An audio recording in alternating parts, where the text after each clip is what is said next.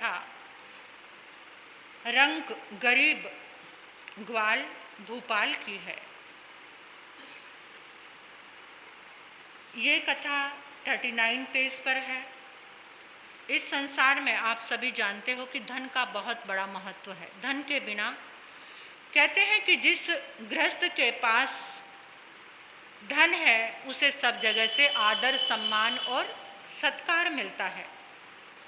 कहते हैं कि गृहस्थ के पास कौड़ी नहीं तो वो कौड़ी का नहीं, ऐसा लोग कहते हैं। आप जानते हो खुद ही कि उसका सम्मान नहीं। यहाँ इस कथा में यह भी बताया है कि जो लोग निर्धन हैं, संपन्न होना चाहते हैं, ऊंचा पद पाना चाहते हैं, सम्मान पाना चाहते हैं, मुकदमे में विजय प्राप्त करना चाहते हैं, जिनको अपनी आँखों में संसार से आदर पाना है, उन्हें शांतिनाथ भगवान की कथा श्रद्धा भक्ति के साथ करवानी चाहिए। भोपाल नाम का एक ग्वाला था, बड़ा दरिद्री था। ये विक्रमादित्य के समय से पहले की बात है, भगवान महावीर के समय की शासनकाल की। इसी भारतवर्ष में कनकपुर के पास बिखरपुरा नाम का एक कस्बा था। भोपाल नाम का ग्वाला रहता था, बड़ा दरिद्री, दीनहीन। लोगों को उसकी दशा को देखकर रोना आ जाता था, इतना गरीब था बेचारा। कभी उसके भर पेट भोजन कभी एक आध बार ही मिल पाता था। बेचारा सुबह लाता और शाम को खाता था। कई वर्ष उसको भूखे रहकर बिता देने पड़ते थे। इसकी ऐसी दशा को देखकर लोग जो उसे देखते वो कहते इससे तो मरना ज़्यादा अच्छा है। ऐसा प्राणी संसार में जन्म लेकर धरती को बोझिल ही बना रहा है। बेचारे को मौत भी तो नहीं आती, लेकिन कहते हैं कि जिसकी यहाँ चाहना है उसकी वहाँ चाह ना है, और जिसकी यहाँ चाहना है उसकी वहाँ भी चाहना है। तो उन दिनों एक स्थविर मुनि विभूति विजय जी महाराज अपने शिष्यों के साथ वहीं पधारे। कहते हैं कि प्रत्येक क्षण हर पदार्थ बदलता है, तो शायद भोपाल ग्वाल का भाग्य बदलने का दिन भी आया था। उसके भाग्य चक्र ने पलटा खाया।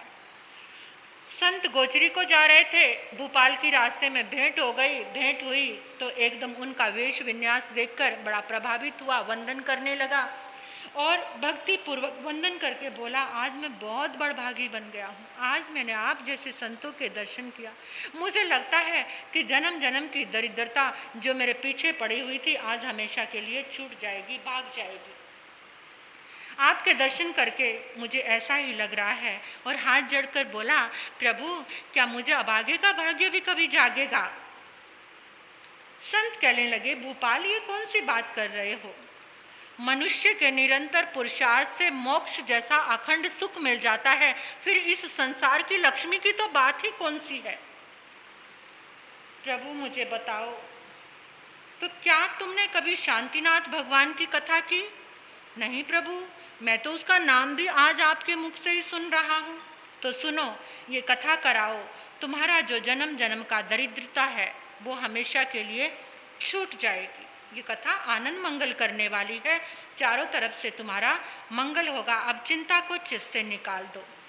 मुनि के वचन सुनकर भोपाल बड़ा प्रसन्न हुआ और अपने स्थान पर आया तो उसने जैसे तैसे करके कथा का आयोजन किया और सारी विधि तो मुनि से लेकर ही आया था। ऐसे इस तरह उत्साह और भक्ति से भरकर उसने शांतिनाथ भगवान की कथा अपने घर में प्रारंभ की। शांतिनाथ भगवान की कथा से स्थान गूंज रहा था। अभी कथा पूर्ण ही हुई थी कि उसी समय एक विचित्र घटना घटी। क्या कि कनकपुर का जो राजा था उसकी मृत्यु हो गई, देहावसान हो गया।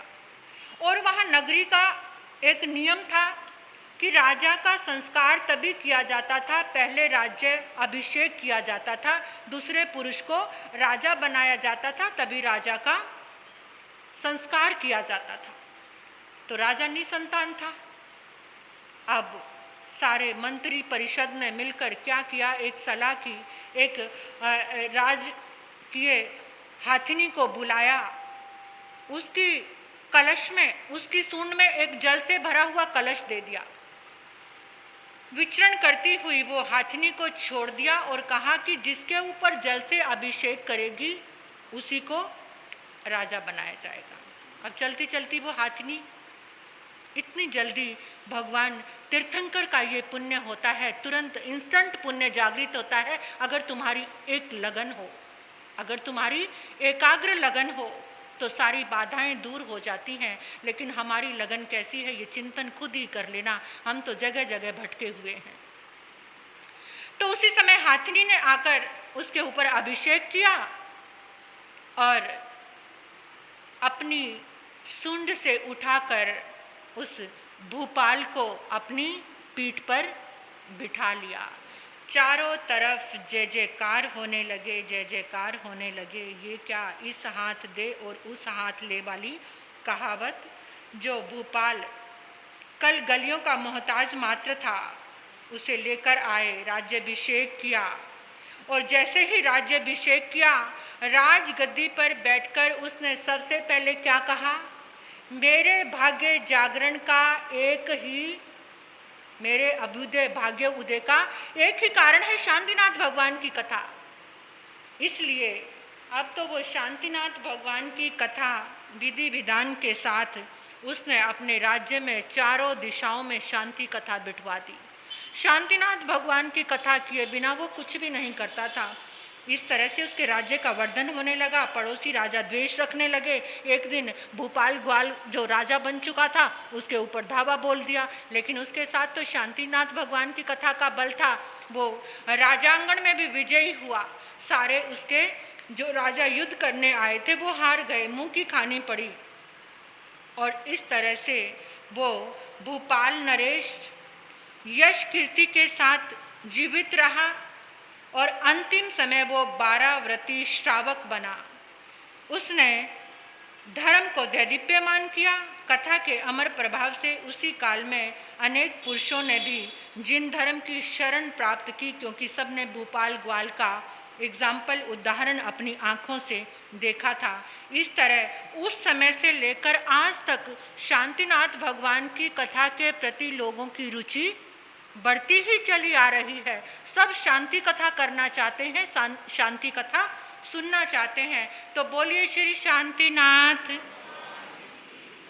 ओम ह्रीं श्रीं नमो अरिहंताण, ओम ह्रीं श्रीं नमो सेदाण, ओम ह्रीं श्रीं नमो आर्याण, ओम ह्रीं श्रीं नमो भजायण, ओम ह्रीं श्रीं नमो लोय सब साउन, ओम ह्रीं श्रीं नमो अरिहंताण, ओम ह्रीं श्रीं नमो सेदाण, ओम ह्रीं श्रीं नमो आर्याण, ओम ह्रीं श्रीं नमो भजायण, ओम ह्रीं श्रीं नमो लोय सब साउन, ओम ह्रीं श्रीं नमो अरिहंताण, ओम ह्रीं श्रीं नमो सेदाण, ओम ह्रीं श्रीं नमो आर्याण, ओम ह्रीं श्रीं नमो भजायण, ओम ह्रीं श्रीं नमो लोय सब साउन, ओम ह्रीं श्रीं नमो अरिहंताण, ओम ह्रीं श्रीं नमो सेदाण, ओम ह्रीं श्रीं नमो आर्याण, ओम ह्रीं श्रीं नमो भजायण, ओम ह्रीं श्रीं नमो लोय सब साउन, ओम ह्रीं श्रीं नमो अरिहंताण, ओम ह्रीं श्रीं नमो सेदाण, ओम ह्रीं श्रीं नमो आर्याण, ओम ह्रीं श्रीं नमो भजायण, ओम ह्रीं श्रीं नमो लोय सब साउन, ओम ह्रीं श्रीं नमो अरिहंताण, ओम ह्रीं श्रीं नमो सेदाण,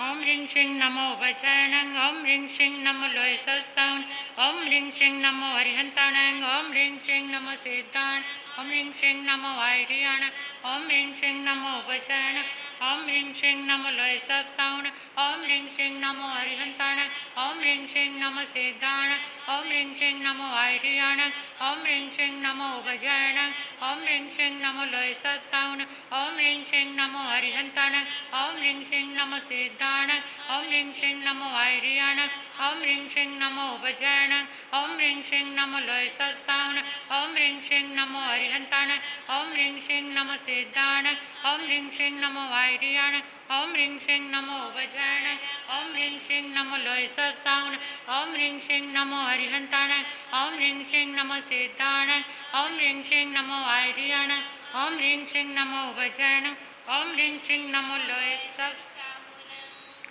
चौथी कथा एक निर्धन गंगपाल की है। महापुरुष कहते हैं कि जिनके घर से लक्ष्मी रूठ गई है, पैसे पैसे के लिए तरसते रहते हैं, भोजन वस्त्र तक जिन्हें समय पर नहीं हो पाता, उन्हें भगवान शांतिनाथ की कथा करानी चाहिए। इस कथा के प्रभाव से गंगपाल नामक एक बहुत दरिद्री व्यक्ति था, उसकी सारी दरिद्रता दूर हो गई थी। भगवान महावीर के शासनकाल की ही बात है। श्रीपुर नाम का एक नगर था, वहाँ गंगपाल नाम का एक व्यक्ति रहता था। बड़ा दीनहीन, दुखी, दुर्भागी, ऐसा लगता था कि पृथ्वी पर भार है। बहुत कड़ा परिश्रम करते रहने पर भी रूखा सूखा भोजन मुश्किल से जुटा पाता था। उसके बच्चे पत्नी सारे एक समय घबरा गए थे। बेचारे भोजन में घी तो बहुत दूर है, तेल भी उनको नहीं मिल पाता था। उसकी पत्नी की साड़ी क्या थी, झरझर कंथा थी, जगह जगह पेबंद लगे हुए थे। एक दिन स्थिर मुनि प्रबुद्ध मुनि जी महाराज अपने शिष्यों के साथ नगरी में पधारे, बाग में ठहरे और शिष्य गोचरी के लिए जाने लगे तो रास्ते में गंगपाल की भेंट हो गई। गंगपाल ने वंदना की, गिड़गिड़ाया, प्रभु मैं दुनिया का सताया हुआ व्यक्ति हूँ, क्या मेरा भाग्य कभी जागेगा।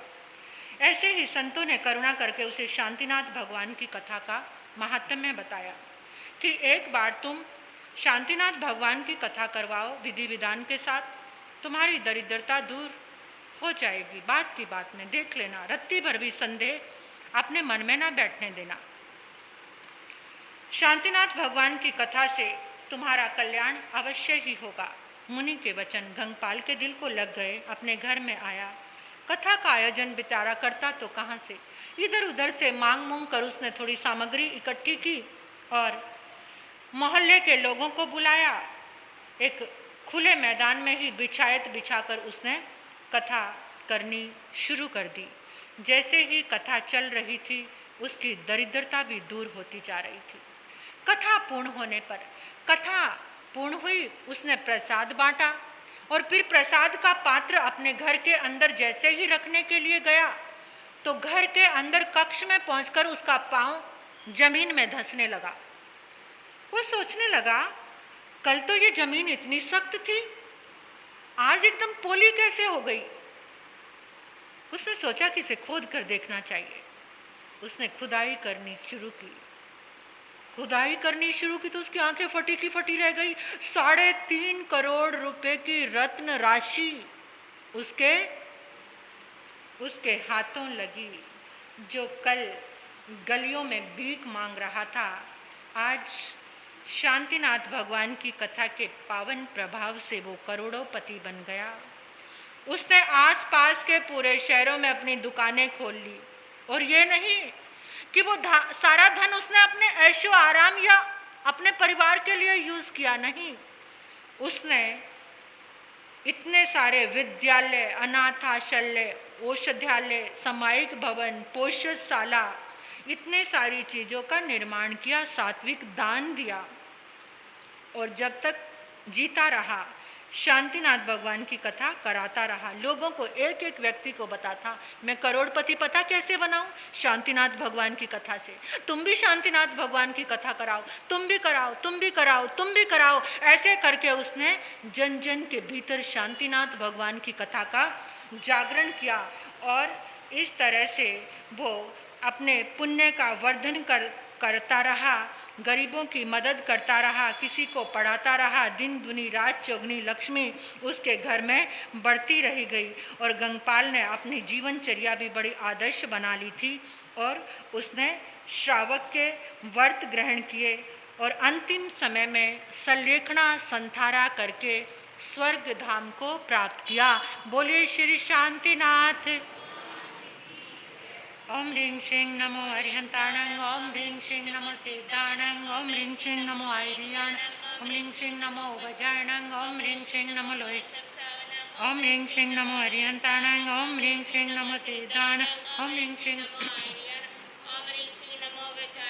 ओम ह्रीं श्रीं नमो लोहे सत्सावनं, ओम ह्रीं श्रीं नमो अरिहंताणं, ओम ह्रीं श्रीं नमो सिद्धाणं, ओम ह्रीं श्रीं नमो आयर्याण, ओम ह्रीं श्रीं नमो वज्राणं, ओम ह्रीं श्रीं नमो लोहे सत्सावनं, ओम ह्रीं श्रीं नमो अरिहंताणं, ओम ह्रीं श्रीं नमो सिद्धाणं, ओम ह्रीं श्रीं नमो आयर्याण, ओम ह्रीं श्रीं नमो वज्राणं, ओम ह्रीं श्रीं नमो लोहे सत्सावनं, ओम ह्रीं श्रीं नमो अरिहंताणं, ओम ह्रीं श्रीं नमो सिद्धाणं, श्रीं नमो आयर्याणं, ओम ह्रीं श्रीं नमो वज्राणं, ओम ह्रीं श्रीं नमो लोहे सत्सावनं, ओम ह्रीं श्रीं नमो अरिहंताणं, ओम ह्रीं श्रीं नमो सिद्धाणं, ओम ह्रीं श्रीं नमो आयरियाणं ओम ह्रीं श्रीं नमो भजन ओम ह्रीं श्रीं नमो लोय सब साउन ओम ह्रीं श्रीं नमो आर्यंताणं ओम ह्रीं श्रीं नमो सिद्धाण ओम ह्रीं श्रीं नमो आयरियाण ओम ह्रीं श्रीं नमो भजन ओम ह्रीं श्रीं नमो लोय सब साउनं ओम ह्रीं श्रीं नमो आर्यंताणं ओम ह्रीं श्रीं नमो सिद्धाण ओम ह्रीं श्रीं नमो आयरियाणं ओम ह्रीं श्रीं नमो भजन ओम ह्रीं श्रीं नमो लोय सब साउनं ओम ह्रीं श्रीं नमो आर्यंताणं ओम ह्रीं श्रीं नमो सिद्धाण ओम ह्रीं श्रीं नमो आयरियाणं ओम ह्रीं श्रीं नमो भजन ओम ह्रीं श्रीं नमो लोय सब साउनं ओम ह्रीं श्रीं नमो आर्यंताणं ओम ह्रीं श्रीं नमो सिद्धाणं ओम ह्रीं श्रीं नमो आयरियाणं ओम ह्रीं श्रीं नमो भजन ओम ह्रीं श्रीं नमो लोय सब ओम ह्रीं श्रीं नमो आर्यंताणं ओम ह्रीं श्रीं नमो सिद्धाणं ओम ह्रीं श्रीं नमो आयरियाणं ओम ह्रीं श्रीं नमो भजन ओम ह्रीं श्रीं नमो लोय सब। पांचवी कथा गुण सुंदरी एक स्त्री की है जिसको वैंत्री बाधा लग गई थी। वैंत्री बाधा समझते हो? भूत प्रेत की बाधा। कभी आपको लगता है कि हमारे घर में, हमारी ज़िंदगी में किसी का किया कराया कोई वैंत्री बाधा का प्रकोप है, भूत प्रेत का, वाण यंत्र देवों का, तो कुछ भी करने की ज़रूरत नहीं है, कहीं भागने की ज़रूरत नहीं है। बस अनुष्ठान के साथ शांतिनाथ भगवान की कथा करानी शुरू कर दो और उसी समय ये बाधा छिन्न भिन्न हो जाएगी। आज से लगभग 2400 वर्ष पहले, विक्रमादित्य से पहले समय की बात है। भगवान महावीर का शासनकाल, सोवीर नाम का एक नगर था। वहाँ पर सेठ धनपाल रहता था। उसके बहुत आज्ञाकारी बेटा था गुण सुंदर। वो अपने पिता की बात को कभी भी टालता नहीं था। गुण सुंदर के धर्म पत्नी थी गुण सुंदरी उसको वैंत्री बाधा लग गई। पूरा दिन पड़ी रहती, दांतों की बत्ती से भिड़ जाती, रोती, चिल्लाती, फेल फितूर मचाती। सेठ अनेकों तरह के स्यानों को लेकर आता। कभी कभार तो ऐसा होता था कि थाली भोजन की लगी होती, वैंत्री आ जाती, चिल्लाने लग जाती, सारा परिवार परेशान हो गया था। उसका घर एक चलता फिरता बाजार बन गया था। जो भी कोई बताता, उस स्याने को ले आओ, उस तांत्रिक को ले आओ, उस मांत्रिक को ले आओ, वो सबको लाता, लेकिन उसकी बाधा दूर नहीं हुई। एक दिन क्या होता है, मुनि का आगमन होता है। सेठ को मुनि मार्ग में मिल जाते हैं। उनका वेश देखकर उसे बड़ा अनुराग भाव आता है। उसके मन पे एक गजब का प्रभाव डालता है मुनि का वेश। हाथ जोड़कर कहता मैं बहुत परेशान हूँ, सारी बात बताता है। मुनि कहते चिंता करने की जरूरत नहीं, शांतिनाथ भगवान की कथा कराओ। सारा का सारा शांतिनाथ भगवान की कथा का सब विधि विधान मुनिराज ने बताया और सेठ अपने घर पर आ गया। कथा को कराना शुरू कर दिया। जैसे ही कथा का वाचन शुरू हुआ, वैंत्री तो उसके शरीर में आ गई। उसको तो धर्म रुचता ही नहीं। ऐसे जो वाणवंत्र देव होते हैं उनको धर्म अच्छा नहीं लगता। उनको लगता है कि जैसे कोई मुझे तलवारों से काट रहा है। वो जोर जोर से चिल्लाने लगी, मुझे मत मारो, मुझे मत मारो, मैं चली जाऊंगी, दोबारा यहाँ कभी नहीं आऊंगी, मुझे छोड़ दो। गिड़गिड़ाने लगी, आर्तनाद करने लगी और उसके शरीर से निकलकर भाग गई। जो लोग देख रहे थे दांतों के नीचे उंगली दबाने लगे। ऐसा तो हमने कभी देखा ही नहीं। जो भूत प्रेत पर विश्वास नहीं करते थे, सबकी आज अकल ठिकाने आ गई। लेकिन अपनी आँखों से कानों से सुनकर वो लोग बड़े ही आश्चर्यचकित हो गए और सेठ को और सेठ की पुत्र वधू को करोड़ों बार धन्यवाद देने लगे। जितने लोग थे, ये सारा समाचार सबने नगरी में बिजली की भांति फैल गया और सबके सब धर्म के प्रति अनुराग भाव उत्पन्न हो गया। यानी शांति कथा के प्रति उनका लगाव अपने आप ही हो गया कि शांतिनाथ भगवान की कथा में इतना प्रभाव है कि देखो सेठ की जो पुत्र वधू है वो बात की बात में ठीक हो गई। यानी सबकी आत्मा में धर्म समाने लगा। ऐसे सेठ ने अपनी पुत्र वधू के स्वस्थ होने की खुशी में 5 औषधालय, आरोग्यशाला, एक पाठशाला, एक ब्रह्मचर्य आश्रम का निर्माण कराया। जब तक वो जीता रहा, सधर्मी बंधुओं की सेवा करता रहा। गुप्त रूप में, प्रकट रूप में अनेकों दान दिए और उसके माध्यम से, पुत्र वधू के माध्यम से सारे लोग जैन धर्म के अनुयायी बने, शांतिनाथ भगवान की शरण में आए। बोले श्री शांतिनाथ भगवान की। ओम ह्रीं श्रीं नमो अरिहंताणं, ओम ह्रीं श्रीं, ओम ह्रीं श्रीं नमो वज्रायणं, ओम ह्रीं श्रीं नमो लोय सब साउन, ओम ह्रीं श्रीं नमो अरिहंताणं, ओम ह्रीं श्रीं नमो सेद्दान, ओम ह्रीं श्रीं नमो आयरियाण नमो वज्रायणं, ओम ह्रीं श्रीं नमो लोय सब साउन, ओम ह्रीं श्रीं नमो अरिहंताणं, ओम ह्रीं श्रीं नमो वज्रायणं, ओम ह्रीं श्रीं नमो लोय सब साउन, ओम ह्रीं श्रीं नमो अरिहंताणं, ह्रीं श्रीं नमो आयरियाणं, ओम ह्रीं श्रीं नमो वज्रायणं, ओम ह्रीं श्रीं नमो लोय सब साउन, ओम ह्रीं श्रीं नमो अरिहंताणं, ओम ह्रीं श्रीं नमो सिद्धाणं, श्रीं नमो वज्रायणं, ओम ह्रीं श्रीं नमो लोय सब साउन, ओम ह्रीं श्रीं नमो अरिहंताणं, ओम ह्रीं श्रीं नमो सिद्धाणं, ओम ह्रीं श्रीं नमो वज्रायणं, ओम ह्रीं श्रीं नमो लोय सब साउन, ओम ह्रीं श्रीं नमो नमो सिद्धाणं, ओम ह्रीं श्रीं नमो आयरियाणं, ओम ह्रीं श्रीं नमो वज्रायणं, ओम ह्रीं श्रीं नमो लोय सब, ओम ह्रीं श्रीं नमो अरिहंताणं, ओम ह्रीं श्रीं नमो सिद्धाणं, ओम ह्रीं श्रीं नमो आयरियाणं वज्रायणं, ओम ह्रीं श्रीं नमो लोय सब साउन, ओम ह्रीं श्रीं नमो अरिहंताणं, ओम ह्रीं श्रीं नमो सिद्धाणं, ओम ह्रीं श्रीं नमो आयरियाणं, ओम ह्रीं श्रीं नमो वज्रायणं, ओम ह्रीं श्रीं नमो लोय सब साउन, ओम ह्रीं श्रीं नमो अरिहंताणं, ओम ह्रीं श्रीं नमो सिद्धाणं, श्रीं नमो आयरियाणं, ओम ह्रीं श्रीं नमो वज्रायणं, ओम ह्रीं श्रीं नमो लोय सब साउन, ओम ह्रीं श्रीं नमो अरिहंताणं, श्रीं नमो सिद्धाणं, ओम ह्रीं श्रीं नमो आयरियाणं, ओम ह्रीं श्रीं साहुन। छठी कथा। कुष्ठ रोग से पीड़ित रानी विजय सेना की है। जो व्यक्ति मृगी, क्षय, निमोनिया, बुखार, एकांत्रा, तिजारी, मोतियाबिंद, जाला, धुंधल, लकवा, कोढ़ आदि पीड़ाओं से संकट भोग रहे हैं, आचार्य कहते हैं कि उनको शांतिनाथ भगवान की कथा श्रद्धा प्रेम पूर्वक करवानी चाहिए। जैसे राजा विजयसेन की जो रानी थी वो ठीक हो गई थी शांतिनाथ भगवान की कथा के प्रभाव से। 17वें तीर्थंकर कुंथुनाथ भगवान के समय की बात है। विश्वपुर नाम का नगर था। वहाँ पर राजा विजयसेन और उनकी रानी विजयसेना।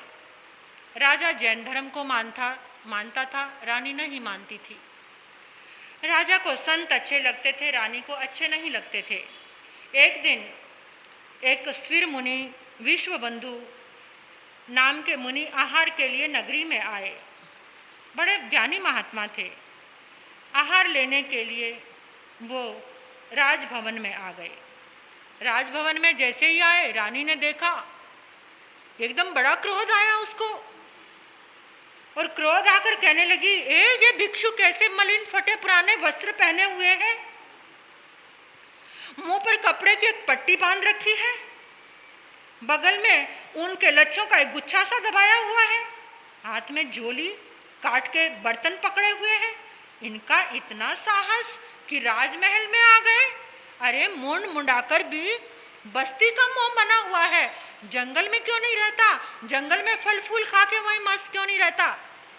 लेकिन लगता है नारी मोई घर संपत्ति नासी, पत्नी मर गई, संपत्ति का नाश हो गया, मुंड मुंडाकर साधु बन गया है लोगों के टुकड़े खाने के लिए। जब रानी ने ऐसा बोला, ये स्वादु है, पेटार्थी है, राजभवन में राजभोग आने के लिए खाने के लिए आ गया। 2-4 कड़ी कोटी उसने मुनि को भी सुना दी। उग्र पाप वो कहलाता है जो तत्काल अपना बदला चुकाता है। उसी समय रानी ने जो मुनि का अपमान किया, खरी खोटी सुनाई, और क्या हुआ, एकदम रानी की काया पलक मारते ही कोयले सी काली पड़ गई। उसकी कोमल आवाज़ कठोरता में बदल गई। उसका कोमल स्पर्श पत्थर के जैसा हो गया। जगह जगह से उसका शरीर फट गया, खून पीक उसके शरीर से बहने लगी, दुर्गंध उसके शरीर से आने लगी, अंग प्रत्यंग में एकदम दुर्गंध फूट गई। उसके आंख नाक मुंह टेढ़ा मेढ़ा हो गया। दासियां दूर भागने लगी। राजा ने जब देखा, रानी को कहने लगे, अभी अभी तूने ये इतना बड़ा दुष्पाप किया है ना, जो मुनि की निंदा की है, उसी का ये फल है। अभी भी तेरी ये कंचन जैसी काया जो काली पड़ गई है, मुनि से क्षमा याचना कर ले, माफ़ी मांग ले, तभी तेरे पाप दूर हो जाएंगे। राजा की बात सुनकर रानी ने हाँ में सिर हिलाया। राजा के साथ चली, जल्दी से मुझे ले चलो। और जाकर मुनि से क्षमा मांगी। मुनि ने उनको बोध दिया, हे देवानुप्रिय, हमें किसी के भले बुरे से वास्ता नहीं है। हमारे श्राप के कारण तुम्हारी ऐसी दशा हुई हो, ऐसा नहीं है। ये तुम्हारे बुरे कर्मों का ही प्रभाव है। मुनि ने अनेकों तरह से सुनाया, समझाया कि सच्चा साधु तो वो होता है, ना किसी से राग है, ना किसी से द्वेष है। किसी ने सम्मान कर दिया तो भी सही, अपमान कर दिया तो भी सही, हमारे कारण तुम्हारी ऐसी दशा नहीं हुई है। लेकिन हाँ, फिर भी तुम अभी जो स्वस्थ होने की बात कर रही हो, उसके लिए तुम्हें शांतिनाथ भगवान की कथा करानी चाहिए। शांतिनाथ भगवान की ऊर्जा से तुम्हारा सारा रोग ठीक हो जाएगा। तो राजा रानी को मुनि ने उपाय बताया। वो प्रमुदित हुए। मुनि का उपदेश भी, कुछ जीवन उपयोगी चीज़ें वो लेकर भी आए और उनको शांतिनाथ भगवान की कथा के प्रति श्रद्धा का भाव उमड़ा। अपने घर में, राजभवन में आके आयोजन किया। कथा का वाचन जैसे शुरू हुआ, कथा धीरे धीरे संपूर्ण हो रही थी। रानी भी धीरे धीरे स्वस्थ हो रही थी। शांतिनाथ भगवान की पावन कथा से जब कथा पूर्ण हुई तो रानी एकदम स्वस्थ हो गई, स्वस्थ हुई और शांतिनाथ भगवान की कथा के प्रति उसका बहुत सारा भाव बढ़ गया। जितने श्रोतागण बैठे थे, जितने लोग बैठे थे, सब के सब शांतिनाथ भगवान की कृपा के पात्र बन गए और इस तरह से शांतिनाथ भगवान की शरण में आ गए। रानी ठीक हो गई और राजा ने अपनी नगरी में ये चारों तरफ से सूचना भिजवा दी, अगर किसी को जीवन में स्वस्थ रहना है तो शांतिनाथ की भगवान की कथा का आचमन करें श्रद्धा के साथ।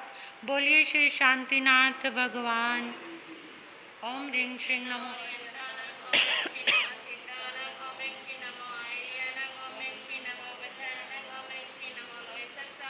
ओम ह्रीं श्रीं नमो अरिहंताणं। ओम ह्रीं श्रीं नमो सिद्धाणं। ओम ह्रीं श्रीं नमो आयर्याणं। ओम ह्रीं श्रीं नमो। ओम ह्रीं श्रीं नमो लोय सब साउणं। ओम ह्रीं श्रीं नमो अरिहंताणं। ओम ह्रीं श्रीं नमो सिद्धाणं। ओम ह्रीं श्रीं नमो ओम ह्रीं श्रीं नमो उपजयणं। ओम ह्रीं श्रीं नमो लोय सब साउण। ओम ह्रीं श्रीं नमो अरिहंताणं। ओम ह्रीं श्रीं नमो सिद्धाणं। ओम ह्रीं श्रीं नमो आयर्याणं। ओम ह्रीं श्रीं नमो उपजयणं। ओम ह्रीं श्रीं नमो लोय सब साउण। ओम ह्रीं श्रीं नमो अरिहंताणं। ओम ह्रीं श्रीं नमो सिद्धाणं। ओम ह्रीं श्रीं नमो आयर्याणं। ओम ह्रीं श्रीं नमो उपजयणं। ओम ह्रीं श्रीं नमो लोय सब साउण। ओम ह्रीं श्रीं नमो अरिहंताणं। ओम ह्रीं श्रीं नमो सिद्धाणं। ओम ह्रीं श्रीं नमो उपजयणं। ओम ह्रीं श्रीं नमो लोय सब साउण। ओम ह्रीं श्रीं नमो अरिहंताणं। ओम ह्रीं श्रीं नमो सिद्धाणं। ओम ह्रीं श्रीं नमो आयर्याणं। ओम ह्रीं श्रीं नमो उपजयणं। ओम ह्रीं श्रीं नमो लोय सब साउण। ओम ह्रीं श्रीं नमो अरिहंताणं। ओम ह्रीं श्रीं नमो सिद्धाणं। ओम ह्रीं श्रीं नमो आयर्याणं। ओम ह्रीं श्रीं नमो उपजयणं। ओम ह्रीं श्रीं नमो लोय सब साउण। ओम ह्रीं श्रीं नमो अरिहंताणं। ओम ह्रीं श्रीं नमो सिद्धाणं। ओम ह्रीं श्रीं नमो आयर्याणं। ओम ह्रीं श्रीं नमो उपजयणं। ओम ह्रीं श्रीं नमो लोय सब साउण। ओम ह्रीं श्रीं नमो अरिहंताणं। ओम ह्रीं श्रीं नमो सिद्धाणं। ओम ह्रीं श्रीं नमो उपजयणं। ओम ह्रीं श्रीं नमो लोय सब साउण। ओम ह्रीं श्रीं नमो अरिहंताणं। ओम ह्रीं श्रीं नमो सिद्धाणं। ओम ह्रीं श्रीं नमो उपजयणं। ओम ह्रीं श्रीं नमो लोय सब। सातवीं कथा युवराज कनक कुमार की है। आचार्य परमात्मा कहते हैं कि जो लोग अनाथ, अबाल, अबोध, अपंग हो गए हैं और अपनी मनोकामना को पूर्ण करना चाहते हैं, उनको भगवान शांतिनाथ की कथा विधि विधान करने का व्रत धारण करना चाहिए। तप जप के साथ इस कथा को जो करता है उसकी मन की इच्छाएं अवश्य ही पूर्ण होती हैं, चित्तवृत्तियां शांत होती हैं। आज से 2400 वर्ष पहले भगवान महावीर के शासनकाल की बात है। कनकपुर नाम का एक भव्य नगर था हमारे इसी देश में। नगर बड़ा सुंदर था। वहाँ पर राजा कनक कुमार था और राजा के बेटे का नाम कनकसेन राजा था और कनक कुमार उसका पुत्र था। एक दिन युवराज कनक कुमार घूमते हुए अपने साथियों के साथ बाग में चला गया।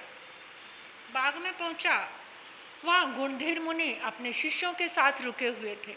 मुनि इधर उधर अपनी पढ़ने की, ध्यान की, स्वाध्याय की कोई क्रिया कर रहे थे।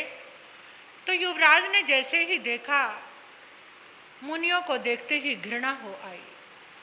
ये जीवात्मा के संस्कार होते हैं पूर्व जन्मों के। कितना भारी होगा वो जीव जो मुनि से घृणा करे। वो कहने लगे कि ये क्या है, मुंह पे कपड़े की पट्टी सी बांधी हुई इधर से उधर घूम रहे हैं। यहाँ लोग अपने दिल दिमाग को तरोताज़ा करने आते हैं और ये इधर उधर घूमकर सारे वातावरण को गंदा कर रहे हैं। मुझे इनका ये वेश अच्छा नहीं लग रहा। ऐसे अपने साथियों के साथ राजकुमार ने जितनी निंदा हो सकती थी मुनि की, उतनी सारी निंदा कर दी। और निंदा करने का फल क्या हुआ, उसकी नाक, आँख चेहरे में बैठ गए, काया कोयले सी काली पड़ गई, दांत बाहर निकल आए, कानों में बहरापन छा गया, पैर हाथ कांपने लग गए, बोलते बोलते जबान लड़खड़ाने लगी, उसके अंग अंग से दुर्गंध निकलने लगी, शरीर का जो चमड़ा था इधर उधर से तिड़कने लगा, जो खून था पनालों की तरह उसके शरीर से बहने लगा। उसकी दुर्दशा देखकर जो उसके दोस्त साथ में आए थे घबरा गए। ओहो राजकुमार, हो ना हो अभी तुमने जो मुनिराज की निंदा की है ना, उसी के कारण तुम्हारी ऐसी हालत हुई है। जल्दी से चलो उनके पास, क्षमा मांगो चलकर। उसको सहारा देकर, वो तो चलने में भी समर्थ नहीं था, दोस्तों ने, साथियों ने उसको सहारा दिया। मुनि के चरणों में पहुंचा, कातर नजरों से मुनि को देखने लगा, दीनहीन नजरों से देखकर हाथ जोड़कर कहने लगा, मुझे क्षमा कर दो, मुझे क्षमा कर दो, मुझे माफ़ कर दो। मैंने आपकी इतनी सारी निंदा की, उसके कारण मेरी ये हालत हो गई। देखो मेरा शरीर कैसे हो गया। मैं आपकी माफ़ी मांगता हूँ, मेरे शरीर को ठीक कर दो, ठीक कर दो, ठीक कर दो। मुनि सुनकर कहने लगे, हमारे कारण तुमने जरूर मुझे हमें श्राप दे दिया होगा। मुनि कहने लगे, नहीं नहीं, ऐसी बात नहीं है, हमारा किसी के साथ भी कोई वैर भाव नहीं है। तुम सत्य धर्म को स्वीकार करो। सत्य धर्म के विषय में समझो पहले कि धर्म क्या होता है। इस तरह से शुद्ध निर्दोष देव गुरु धर्म की उन्होंने पहचान बताया। देव कौन होते हैं, गुरु कौन होते हैं, धर्म क्या है, श्रावक के 12 व्रत क्या हैं, नव तत्व क्या है, जीव अजीब, पुण्य पाप, आश्रव संवर, निर्जरा बंध मोक्ष, इन सब का अल्प अल्प ज्ञान युवराज को मुनि ने दिया। और संक्षेप में अंतिम में श्रावक के 12 व्रत बताए कि इन 12 व्रतों की तुम आराधना करना इस तरह से। और अभी जो तुम स्वस्थ होने की बात कर रहे हो युवराज, जाकर तुम शांतिनाथ भगवान की कथा कराना। 12 व्रतों को सुना, नव तत्व को सुना, देवगुरु धर्म को सुना और शांतिनाथ भगवान की कथा और विधि विधान लेकर युवराज अपने राजमहल में आया। पवित्र आसन बिछाकर वहाँ पर शांतिनाथ की भगवान की कथा कराई। बड़ी श्रद्धा और भक्ति के साथ कथा सुनते सुनते उसका शरीर निरोग होने लगा। कथा की समाप्ति पर वो पूर्ण निरोग हो गया। ये संदेश सारे शहर में बिजली के समान फैल गया। तब तो सभी लोगों ने अपने घर घर में शांतिनाथ भगवान की कथा की। जनता की रुचि शांतिनाथ भगवान की कथा की ओर इतनी ज़्यादा बढ़ी कि सब बिना कुछ किए सबसे पहले शांतिनाथ भगवान की कथा करते थे और बाद में कुछ और कार्य करते थे। राजकुमार भी अतुल धन जन और वृद्धि वैभव से संपन्न होता गया, क्योंकि कथा का प्रभाव दिन रात उसके साथ था। कथा के शांतिनाथ भगवान की कथा के अमर प्रभाव से वो दिन दुना रात चौगुना संपन्न होता गया, स्वस्थ होता गया। तो बोलिए श्री शांतिनाथ भगवान, बोलिए श्री शांतिनाथ भगवान की, बोलिए श्री शांतिनाथ भगवान की। नमो अरिहंतानंग, नमो सिद्धानंग, नमो आयरियानंग, नमो बजानंग, नमो लोय संसावनंग, चैता बारंबार संचकवट्टी में हेडियो संति संति करे लोय पत्तो गई मनुत्रंग, श्री चितारी मंगलम अरिहंता मंगलम सिद्धा मंगलम साहू मंगलम केवलिप नत्तो धम्मो मंगलम, चेतारी लुगुत्मा अरिहंता लुगुत्मा सिद्धा लुगुत्मा साहू लुगुत्मा केवलिप नत्तो धम्मो लुगुत्मा, चितारी शरणम पब्जामि अरिहंते शरणम पब्जामि सिद्धे शरणम पब्जामि साहू शरणम पब्जामि केवलिप नत्तो धम्मो शरणम पब्जामि, अरिहंता जी का शरणा सिद्धा जी का शरणा साधु जी का शरणा केवलिप रुपये धर्म का शरणा। ये चार शरणें दुख करने और शरणाने को जो बा प्राणी करे आराधना उसका जन्म पद हो।